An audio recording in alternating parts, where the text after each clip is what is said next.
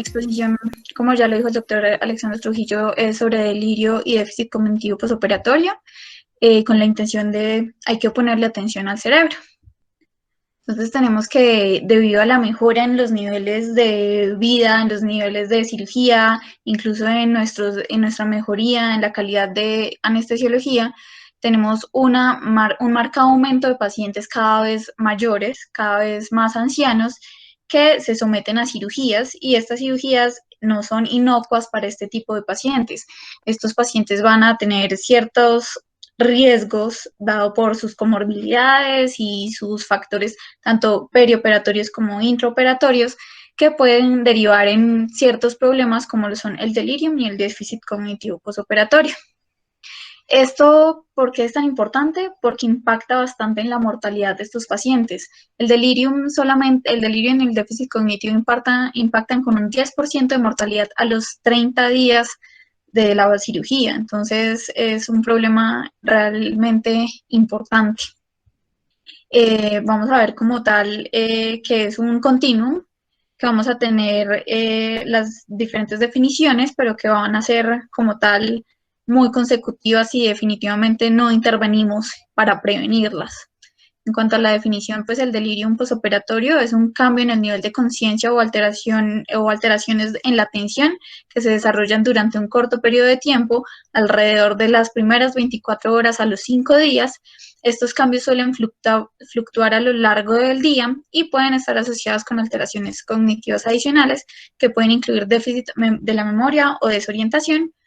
Entonces, el nivel de la conciencia alterada, una falta de atención y una alteración en el ciclo sueño-vigilia. Lo que vamos a tener es que este se basa en un diagnóstico por medio del DSM-5, y vamos a tener unas ciertas características que ya también voy a mencionar. Y la disfunción cognitivo posoperatoria, entonces tenemos que es una disminución en la capacidad para pensar con claridad después de una operación y puede persistir durante semanas o meses. Va a afectar varias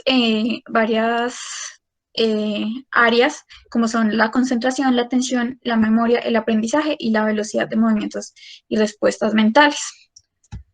En cuanto al delirium, entonces tenemos que vamos a tener 3 clases: el delirium hipoactivo, hiperactivo y el delirium mixto. Tenemos que el delirium hipoactivo en realidad es el más común, con un 71% de los casos, y van a tener unas características fundamentales que van a hacer que no lo podamos reconocer, pero en realidad en la literatura se describe que la falencia que tenemos en reconocer estas características de estos pacientes,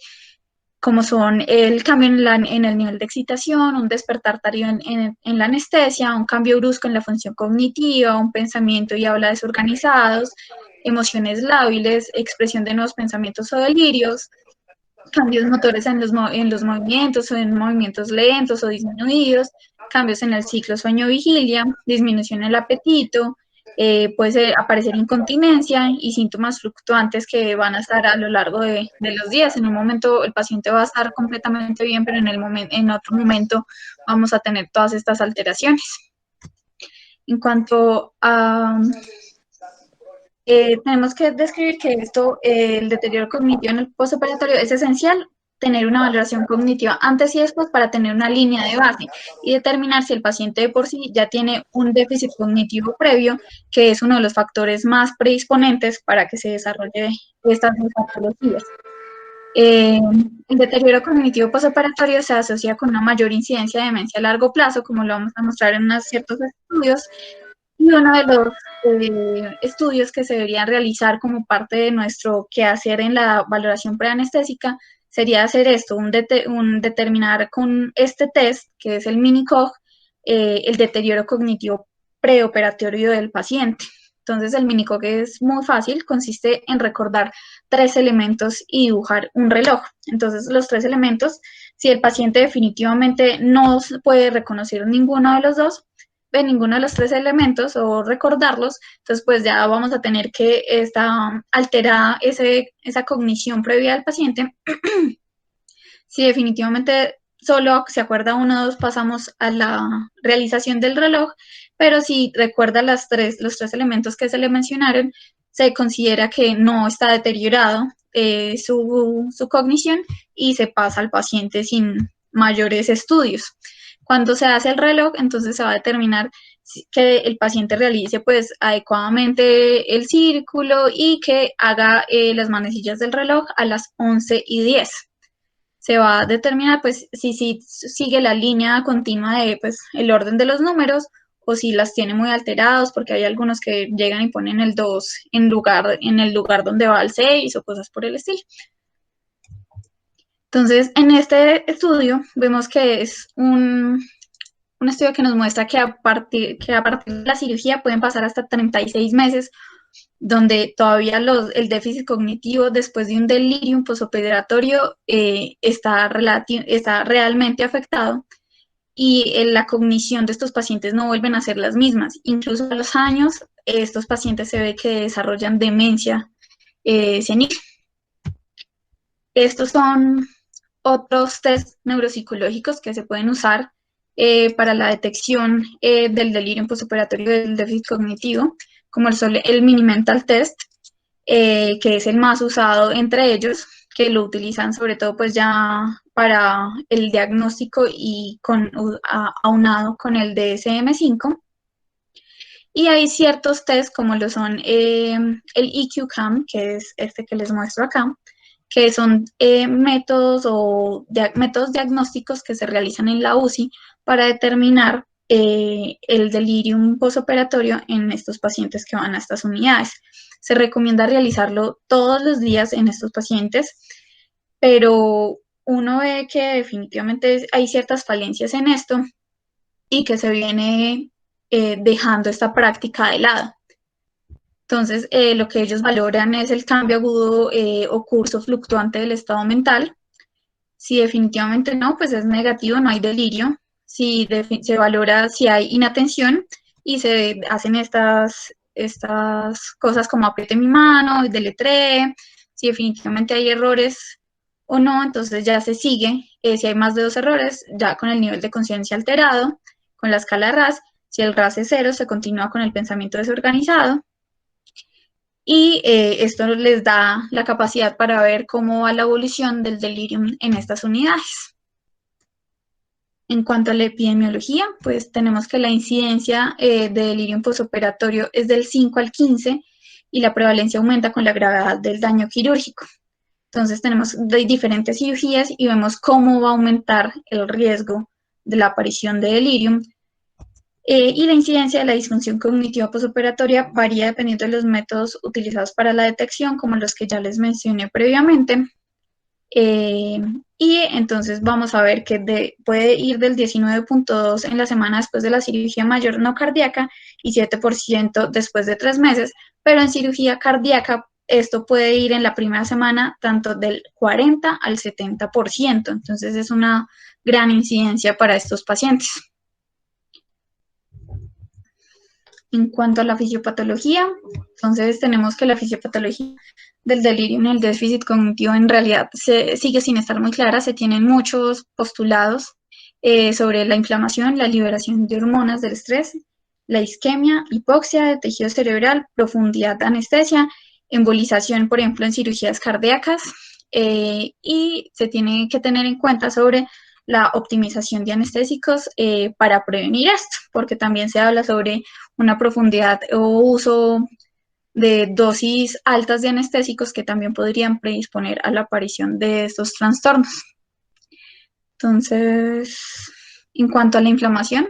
tenemos que la inflamación sistémica y respuesta neuroinflamatoria está muy relacionada con el trauma quirúrgico periférico y se cree que entonces va a generar liberación de patrones moleculares asociados al daño, como es la interleuquina 1, interleuquina 6, el factor de necrosis tumoral, la proteína de unión a calcio que es S100, y se ha relacionado que esta neuroinflamación, como lo aparece en los pacientes con encefalitis autoinmune, el bloqueo de esta neuroinflamación mejora la cognición en estos pacientes y se extrapola a los pacientes con delirium y déficit cognitivo postoperatorio. En cuanto a la perfusión cerebral y a los niveles de presión arterial que se deben tener para estas cirugías, se considera entonces que las presiones arteriales medias intraoperatorias deberían ser entre 80 a 90 milímetros de mercurio en lugar de 60 a 70 como se tenía previamente. Dado que en realidad se consideraba que el rango de autorregulador de perfusión cerebral o de flujo cerebral sanguíneo era muy amplio, de 60 a 160, pero en realidad esto puede variar según el paciente y según los cambios fisiológicos que se den durante la cirugía. Entonces, lo que se viene promoviendo en los diferentes estudios es que hay necesidad de medir la autorregulación cerebral en tiempo real, y esto sería con dos medidas, por ejemplo, con línea arterial y con el NIRS, o con la oxigenación cerebral y una línea arterial como ejemplos. Se ha relacionado que tener unos niveles de autorregulación por debajo de lo recomendado, que es de 80 a 90, genera una liberación de proteína ácida fibrilar glial, que son como marcadores de daño glial, pues, marcadores de lesión glial, y entonces esto va relacionado con la aparición o mayor predisposición al delirio postoperatorio. En cuanto a tener la presión arterial por encima del límite superior de la autorregulación, también se ha dado una correlación con el aumento de tasas de delirio postoperatorio. Entonces, lo que se viene ahorita es que el manejo inadecuado de la presión arterial media durante una cirugía pues puede causar un suministro inadecuado de oxígeno al cerebro, y lo que puede generar entonces posteriormente el déficit cognitivo postoperatorio, el delirium, y lo que se sugiere para optimizar a nuestros pacientes es la oximetría cerebral para guiar nuestro manejo. En cuanto a la oximetría cerebral, entonces tenemos que estimar la oxigenación tisular regional mediante medición transcutánea de las áreas vulnerables, que son la corteza frontal, que es más vulnerable a la disminución de flujo cerebral durante la anestesia, y utiliza las características de la luz que puede atravesar el cráneo, y en estos fotodetectores utiliza dos fotodetectores en cada transductor, y entonces lo que permite que el muestreo sea selectivo del tejido y no solo global, sino de estas áreas vulnerables. Lo que hace es que manda la señal de la luz, y lo que devuelve captada de la hemoglobina, entonces es lo que registra el NIRS. Pues. Bueno, acá tenemos que los pacientes con desaturación cerebral durante al menos una línea menor del 75% de la línea de base de la puntuación preoperatoria, entonces se consideran que tienen un mini-mental test alterado en el posoperatorio, o sea, asociado con valores mucho menores en el posoperatorio del mini-mental. Y tenemos que los estudios electroencefalográficos para estos pacientes se ha asociado mucho con la duración de las supresiones de ráfagas en estos pacientes, y que la administración de anestésicos titulada con el BIS da resultados mucho mejores y niveles más bajos de delirio postoperatorio. En cuanto a los factores de riesgo, tenemos varios que los podemos dividir en preoperatorios, intraoperatorios y posoperatorios. En cuanto a la edad avanzada, tenemos que pues, el envejecimiento induce pues, cambios degenerativos en el cerebro que predisponen a la aparición de estos trastornos, y estos trastornos degenerativos en el cerebro son, por ejemplo, los cambios en los microestructurales de la materia blanca, el déficit cognitivo previo como uno de los mayores predictores para los resultados posteriores, los pacientes con múltiples comorbilidades, pacientes con fragilidad de base, la premedicación con benzodiazepinas. En el intraoperatorio tenemos una profundidad anestésica marcada o muy profunda. El uso de meperidina o morfina también impacta y genera mayores índices de estos trastornos. Las cirugías de larga duración, alteraciones hidroelectrolíticas, hay inadecuado manejo del dolor, necesidad de ventilación mecánica, niveles de sedación profunda, las benzodiazepinas y las infecciones. Entonces, El índice de fragilidad, diseñado para determinar estos pacientes que tienen ese factor como ya de base y que son ancianos que vienen con un deterioro en muchas de sus funciones, como la debilidad, su fuerza está marcadamente disminuida, la lentificación de sus movimientos, la poca actividad y la poca quema de energía y de calorías, la pérdida de peso de más de 10 libras en el último año, que daría el diagnóstico de la sarcopenia. Entonces, esto nos ayuda a determinar qué ancianos son los que están frágiles y que tienen ese riesgo aumentado.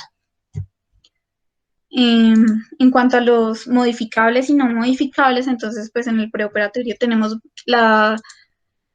presión, pues que tenemos que optimizar al paciente antes de llevarlo a la cirugía para así disminuir las posibles consecuencias. Entonces tenemos el abuso de alcohol, la alteración en el sueño, tenemos el control de presión y glucosa,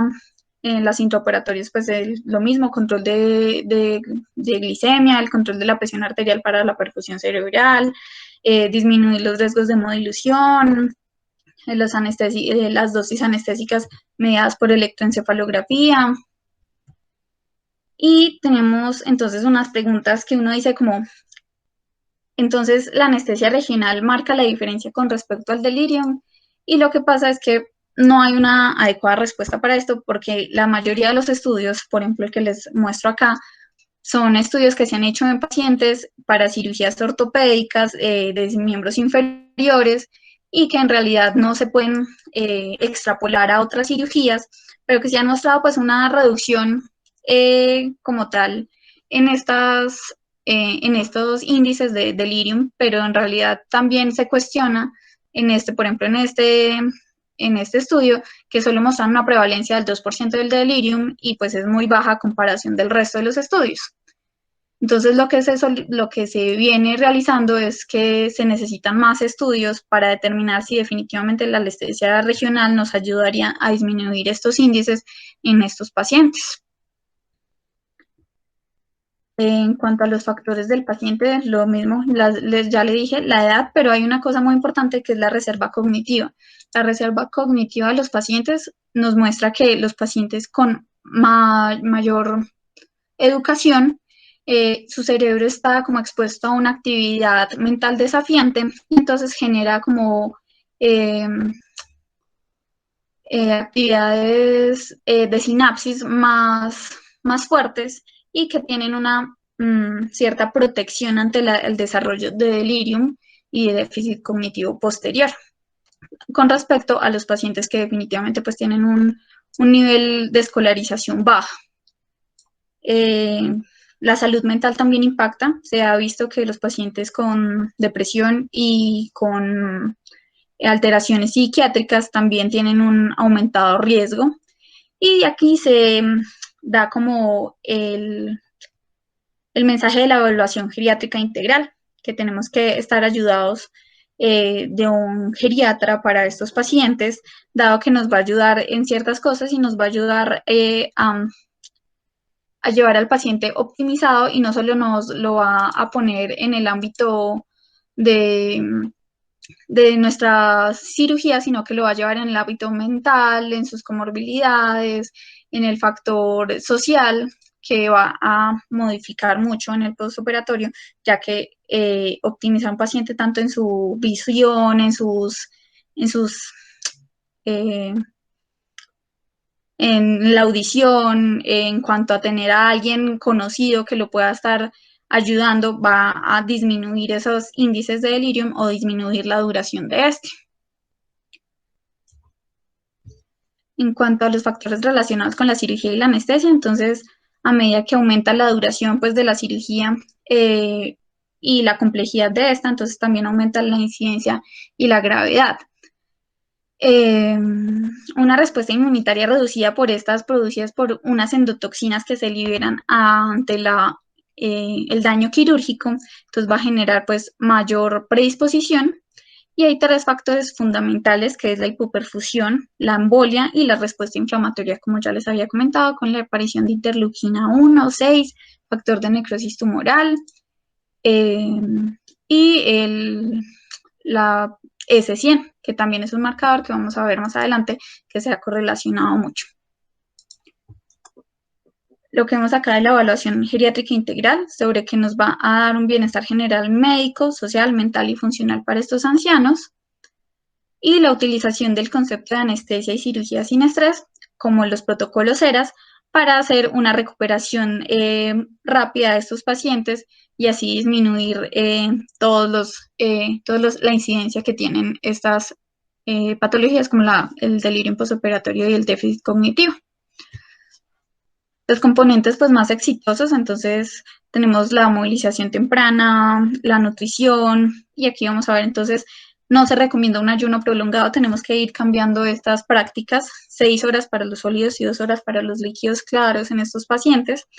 una carga de carbohidratos la noche antes y 3 horas antes para estos pacientes con una bebida clara de 100 miligramos de carbohidratos. Se recomienda el uso de dispositivos de compresión neumática intermitente y medias de compresión, por lo que ya les comentaba de que el embolismo es uno de los grandes factores para la producción de delirium y déficit cognitivo posterior. Y no uso rutinario de premedicación con benzodiazepinas, ya que está estipulado y ya hay muchos estudios que lo avalan, que el uso de benzodiazepinas tiene un aumento de hasta 2.5 veces de producir delirium y déficit cognitivo postoperatorio. En cuanto a las medidas intraoperatorias, entonces es importante prevenirlas. Una monitorización intraoperatoria de la profundidad anestésica junto con la oxigenación cerebral sería óptimo, y hay varios estudios que lo avalan y han disminuido el riesgo de incidencia de delirium y déficit cognitivo, pero hay otros estudios que también están, que no han sido como muy óptimos y que no han demostrado en realidad la correlación entre la disminución del delirium y el uso de la monitorización de oxigenación cerebral. Sí está muy estipulado esa correlación en cirugía cardíaca, pero no en cirugía no cardíaca. El sevoflurano es una alternativa segura al isoflurano y desflurano, ya que ahora se viene hablando sobre que el tamaño y el peso de los anestésicos es importante, ya que, por ejemplo, el desflurano y el isoflurano se pueden causar una mayor oligomerización con la proteína beta amiloide, generando así pues más riesgo de delirium y de demencia posterior. El sevoflurano en infusión con propofol son los agentes como preferidos para prevenir el déficit cognitivo postoperatorio. La ventilación protectora del pulmón con volúmenes tidales bajos, la analgesia epidural suplementaria para los procedimientos abiertos, que genera, pues, disminuye la respuesta a estrés asociada a la cirugía y proporciona, pues, excelente manejo del dolor. Evitar drenajes y sondas nasogástricas, pues, para la movilización temprana de los pacientes. El propofol y dexmedetomidina se vienen hablando como pilares para la sedación en UCI, pero vamos a ver más adelante que hay ciertas contradicciones con esto. En cuanto a la hipotensión asociada al bloqueo o a la anestesia general, se debe tratar con vasopresores, no con líquidos, no se debe sobrecargar a estos pacientes ancianos con líquidos. El inicio temprano posoperatorio de líquidos orales y el desmonte de líquidos intravenosos a los 2 días, idealmente el paciente ya debería estar sin líquidos intravenosos en lo posible. La hipotermia en el periodo perioperatorio genera un aumento en demanda metabólica, y esto va a generar entonces más necesidad de una perfusión cerebral, que si no la tenemos muy controlada, entonces nos aumenta todo el riesgo. La normotermia pues debe mantenerse mediante el control de temperatura con dispositivos como calentadores durante la cirugía, para así mantener una normotermia durante todo el procedimiento quirúrgico. En cuanto Al abordaje analgésico multimodal, pues el uso cauteloso de opioides es lo mejor, ya que vemos que los opioides, la meperina como tal y la morfina se asocian mucho al riesgo posterior de déficit cognitivo postoperatorio. La anestesia epidural reduce la respuesta al estrés, como ya les había comentado. Se recomienda el uso de paracetamol y los antiinflamatorios no esteroideos como opciones ante los opioides, infiltración local de la herida con anestésicos locales y bloqueos de plano abdominal transverso son populares para opciones alternativas ante la infiltración o a la analgesia epidural. Entonces tenemos que hay múltiples mecanismos, que hay agentes que se vienen estudiando para prevenir el delirium, pero se dirigen a solo una vía, pero se cree que en realidad son múltiples vías las que nos van a generar estas patologías y en particular se han examinado como tal agentes antiinflamatorios como esteroides o estatinas, se han probado inhibidores de la acetilcolinesterasa para aumentar como la disponibilidad colinérgica. También se han estudiado pues otros mecanismos que vamos a ver. Hay varios estudios sobre la dexmedetomidina. Entonces, ¿qué se viene hablando? En la dexmedetomidina para la sedación en UCI se ha disminuido a estos pacientes, pero no nos disminuye como tal en nuestra conducta quirúrgica. La dexmedetomidina en infusión intraoperatoria se ha visto en múltiples estudios que definitivamente no disminuye el riesgo, no va a bajar la incidencia, no hay una correlación entre su aplicación y el delirium postoperatorio y el déficit cognitivo. Son ensayos que fueron dobles ciegos, aleatorizados y controlados con placebo, pero que definitivamente pues no encontraron eh, ningún beneficio. En cuanto a la dexametasona, pues la dexametasona tras una inducción de anestesia con el fin de reducir la potencial respuesta inflamatoria, definitivamente tampoco cambió ni redujo la incidencia ni la duración del delirio en comparación con el placebo. Las estatinas, entonces los medicamentos con estatinas pues tuvieron varios efectos beneficiosos con respecto al delirium, mejorar, como decían, como mejoraba la función endotelial, que reducían la inflamación, que podían disminuir los cambios neuroinflamatorios, que reducían como tal la interleuquina 1B, que reducían el factor de necrosis tumoral, pero en consecuencia hubo varios estudios que miraron muy bien su papel en la prevención del delirium y no encontraron como tal que lo redujera y muestran que no se debe iniciar estatinas a los pacientes que no la estaban tomando previamente solo para evitar esto, pero que no se les debe retirar a los pacientes que ya las vienen tomando, ya que sí se ha dado un aumento en el delirium al suspenderlas. En cuanto a las estrategias preventivas, pues entonces hay factores de riesgo que desarrollan déficit cognitivo postoperatorio que incluyen operaciones más grandes, más invasivas, la duración, la profundidad anestésica, la hipotensión, la anoxia cerebral y la monitorización anestésica intraoperatoria de la profundidad anestésica nos va a generar beneficios ante estos ancianos y va a generar menos mortalidad a ellos al disminuir las posibilidades de desarrollar déficit cognitivo y una demencia posterior con los años como consecuencia de este déficit cognitivo postoperatorio. El programa ERAS pues viene mejorando la recuperación postoperatoria de los pacientes. Se trata de realizar un manejo multimodal, tanto con los cirujanos, los anestesiólogos, los geriatras, para entonces reducir la estancia de estos pacientes en la hospitalización y se debe elegir pues la técnica quirúrgica óptima para ayudar a esto. En cuanto a los marcadores biológicos, se han venido hablando de diferentes, como lo son S100B, como la apoproteína E, que se vienen viendo en varios estudios que se ha relacionado su elevación con el déficit cognitivo posterior a los 3 y a los 3 meses se ve un aumento marcado de estos biomarcadores. Entonces, por ejemplo, la proteína S100 en varios estudios detectó que era un marcador de daño cerebral que tenía una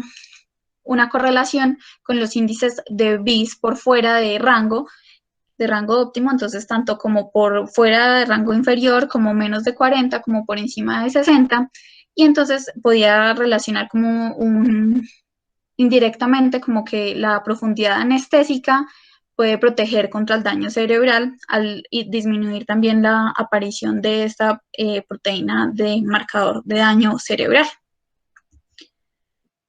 Entonces uno se pone a pensar, es mejor prevenir que curar, pero no será mucho y en definitiva yo creo que no es mucho. ¿Por qué? Porque nosotros lo que más manejamos es el cerebro. Nuestros medicamentos van dirigidos al cerebro. Nuestra anestesia debería ser mucho más enfocada a proteger el cerebro y a monitorizarlo, porque la mayoría de nuestros